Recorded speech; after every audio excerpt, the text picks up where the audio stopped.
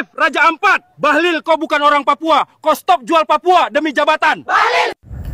Izin stage-nya video ini ya, saya sangat setuju banget ya.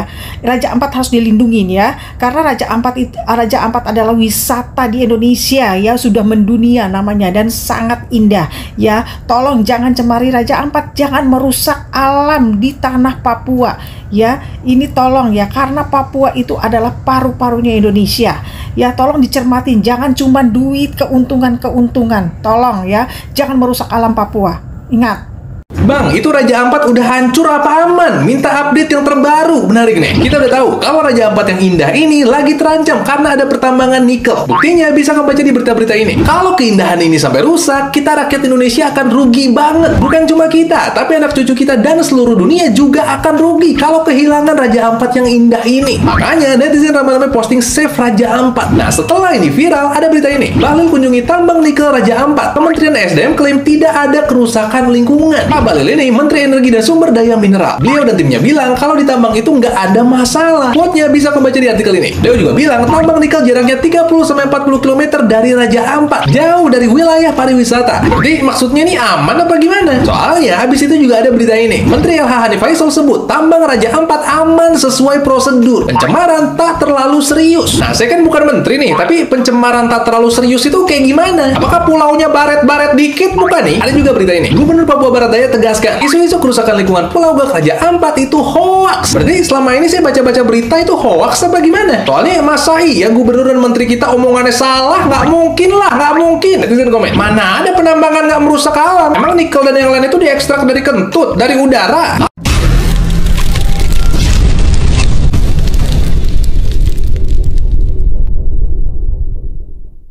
Bobi Nasution dan Airlangga Hartarto diduga terseret penyelundupan 5,3 juta ton biji nikel ke China.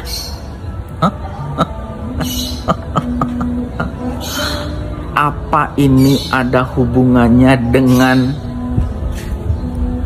PT Gat Nikel di Raja Ampat? Karena ya hampir-hampir nyambung tuh alurnya ya. Pertama, kapal pengangkut nikel itu namanya JKW dan Iriana. Terus waktu izin terbit tahun 2017 Pak JKW datang ke Raja Ampat. Terus juga sekarang Bapak Presiden Prabowo nggak berani tuh menutup PT Gat Nikel, hanya menutup 4 iup. Yang PT Gat Nikel enggak. Aduh, kok makin kelihatan tuh benang merahnya. Kira-kira gimana ini alurnya ya?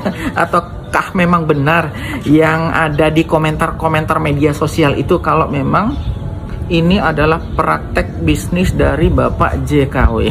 Atau gimana? Aduh, aku takut. Bapak pemerintah, ini bukan opini saya ya. Saya membacakan berita. Itu ada narasumbernya itu. Tuh, berita media, bukan kata saya. Aduh, kok serem ya makin ya. Makanya Bapak Prabowo tidak berani menutup PT Gat Nikel, atau ada jangan-jangan ada hubungannya dengan ini. Terus waktu itu Mas Gibran waktu kampanye juga ngomong, Indonesia memiliki banyak cadangan nikel. Terus kita harus lanjutkan hilirisasi. Apa ada hubungannya dari semua ini ya? Coba tebak. Apakah semua ini ada hubungannya? Apakah ada hubungannya? Coba. Kasus tambang Raja Ampat harus jadi momentum evaluasi pertambangan di pulau-pulau yang kecil. Pemerintah melalui Kementerian Energi dan Sumber Daya Mineral secara resmi telah mencabut izin usaha pertambangan PT Anugrah Surya Pratama dan PT Nurham, lalu PT Mulia Raimon Perkasa dan PT Kawai Sejahtera Mining yang selama ini melakukan aktivitas pertambangan di wilayah Raja Ampat karena dinilai bertentangan dengan peraturan yang berlaku. Kami mengapresiasi apa yang dilakukan oleh pemerintah melalui Menteri ESDM yang telah mencabut IUP 4 perusahaan yang dinilai melanggar ketentuan. Maka negara harus hadir untuk menegakkan aturan dan melindungi masyarakat dari praktik-praktik perusahaan yang mengancam keberlangsungan hidup masyarakat. Jadi, bagaimana tanggapan kalian? Tinggalkan komentarnya di bawah. Save Raja Ampat. Saya menyesal memilih Bapak Prabowo Subianto sebagai presiden. Saya amat sangat kecewa dengan Prabowo Subianto. Papua itu bukan tanah kosong. Salam APBN, ambil positif, buang negatif. Raja Ampat. Hati gue tersayat, teriris waktu mendengar kabar tentang pertambangan nikel di Raja Ampat. Banyak banget yang minta gue untuk meresponi tentang Raja Ampat. Pertama-tama gue udah research dulu tentang awal mula asal-muasalnya kenapa bisa ada pertambangan nikel di Raja Ampat, siapa yang meresmikan, siapa yang menandatangani, dan lain sebagainya. Jadi gue harap kalian akan nonton video ini sampai habis. Jadi gue bukan ngomong sembarangan, tapi gue ngomong berdasarkan data yang sudah gue pelajari. Buat kalian netizen yang nyalahin Bapak Prabowo Subianto, menurut gue kalian harus baca berita, harus research, harus cari tahu lebih lanjut lagi. Kebijakan ini bukan di era Prabowo Subianto. PT GAK ini adalah anak dari PT Antam. Kebijakan PT GAK Nikel itu sudah ada dari zaman Presiden Soeharto. Sekarang Bapak Prabowo Subianto itu hanya mewarisi saja. Kalian tahu nggak sih kalau tambang itu tuh udah dari tahun 2017 gitu loh. Itu jauh banget dari sebelum Prabowo Subianto itu menjabat jadi presiden. Balik lagi, kalian tuh jangan apa-apa salahkan presiden, apa-apa salahkan Prabowo Subianto. Jangan cari tahu dulu beritanya, searching dulu. Jangan mudah kemakan sama hoax-hoax yang AI itu. Kayak gambar-gambar Raja Ampat yang tiba-tiba jadi kayak padang gurun, yang tiba-tiba jadi coklat. Itu AI. Itu udah ada dari zaman Bapak Presiden Soeharto gitu loh. Terus baru disahkan sama Pak Jokowi tahun 2017. Jadi kita tuh harus cari tahu dulu kenapa sampai sekarang itu juga baru diberhentikan sementara, dan kenapa harus diberhentikan sementara, bukan diberhentikan total. Itu tuh harus cari tahu gitu. Pemerintah yang sekarang itu nggak bisa asal memberhentikan, karena proses ini sudah ditandatangani 2017 oleh pemerintah yang lalu. Kalau asal-asalan diberhentikan, ya bisa dituntut lah sama perusahaannya. Kalau sudah disahkan, kalau sudah ditandatangani, itu berarti menjadi legal, bukan ilegal lagi. Kalau memang mau disalahkan, coba cari tahu dulu dan salahkan aja pemerintahan-pemerintahan yang sebelumnya. Kenapa dikasih izin? Bukan lu pada tiba-tiba nyalain Prabowo Subianto, nggak begitu konsepnya. Cari tahu di Google, hari gini ada GPT, ada Meta AI, ada Gemini, dan segala macamnya. Cari tahu dulu. Jangan terkecoh sama berita-berita yang beredar, jangan FOMO. Tambang nikel itu ada di Pulau GAK, dan itu bukan destinasi wisata. Tapi itu adalah wilayah yang sudah mendapatkan izin tambang sejak 1998 dan sudah resmi mendapatkan IUP. Yang kedua, Alien menambahkan bahwa kasus pertambangan nikel di Raja Ampat harus menjadi momentum evaluasi secara menyeluruh IUP yang berada di wilayah pulau-pulau kecil, yang dinilai bertentangan dengan Undang-Undang Nomor 1 Tahun 2014 tentang pengelolaan wilayah pesisir dan pulau-pulau yang kecil. Menurutnya, aktivitas pertambangan di pulau-pulau kecil sangat berbahaya karena mengancam keberlangsungan ekosistem dan keanekaragaman hayati yang cukup tinggi. Kasus Raja Ampat ini harus menjadi pelajaran dan momentum untuk kita melakukan evaluasi secara menyeluruh dan mengambil tindakan sesuai dengan undang-undangan terhadap praktik-praktik pertambangan di pulau-pulau kecil, tegasnya. Jadi, bagaimana pendapat kalian? Silahkan tulis komentarnya di bawah. Menghabiskan dana 300 juta untuk kunjungan ke Raja Ampat yang tidak membuahkan apa-apa, kan konyol. Itu adalah salah satu hal konyol. Wah, itu kurang yakin ya. Kalau ada masyarakat di setempat itu yang setuju, bisa jadi ini adalah skenario, karena nggak bakalan ada tuh dan nggak bakalan dikasih orang-orang yang kontra datang ke acara di mana penjabatnya itu membela sebuah proyek yang merugikan mereka. Nggak akan ada. Jadi gue nggak sepenuhnya percaya tuh sama orang-orang itu tuh yang mendukung proyek penambangan. Nggak bakalan percaya gue. Ditambah lagi pemerintah daerah yang juga mengeluarkan statement yang sama. Dan politisi PKS itu bilang, Pak Bahlil jangan tebang pilih. Masa yang ditindak tambang BUMN aja yang jauh dari lokasi konservasi? Yang dipermasalahkan itu tambang-tambang yang dibuat para konglomerat, di mana ada di titik-titik konservasi. Kok nggak ditindak yang itu? Ini nih yang namanya suara Papua yang asli.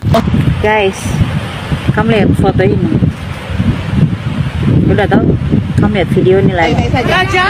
Baik-baik saja dan kami anak-anak. Dalam sejarah hidup saya berorganisasi, saya baru kali ini lihat tim demo paling rapi sejagat raya ini sudah kayak mau bikin kondangan. Dong bilang dong anak asli di situ. Kalau memang kamu anak asli, tolong ya. Mungkin kamu orasi begitu, kamu pakai mahkota cendrawasih, terus ada ikon bulu kasuari dan ada ukiran orang Papua. Karena Raja Ampat tuh masuk wilayah Provinsi Papua, tapi dia pemekaran ke Provinsi Papua Barat. Daya sana ya teman-teman. Oke. Terus begini. Kami perempuan Papua tidak pernah ikat-ikat kain merah di kepala ya. Jadi kamu yang punya budaya ikat-ikat kain merah tuh tidak perlu saya sebut suku ya. Kamu bisa sadar diri sudah. Begitu. Kamu bikin lucu saja di Republik ini. Begitu. Itu lagi.